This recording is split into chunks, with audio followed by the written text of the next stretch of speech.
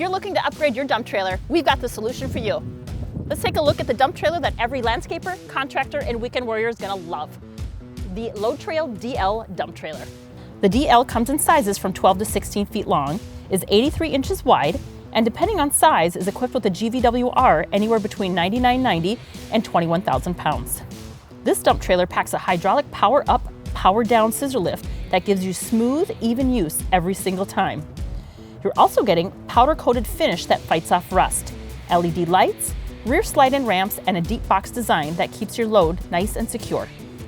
The bed tilts up to 40 degrees with a two-way gate, so everything dumps out quick the first time.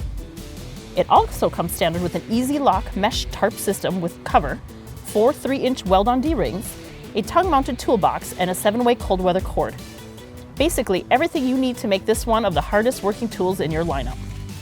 Now, if you need a little extra hauling capacity, you can option it out with 2-foot or 4-foot sides. Super handy for mulch, gravel, or demo work. And if you're hauling heavier loads or running bigger jobs, you can swap to a pintle hitch setup for even more stability.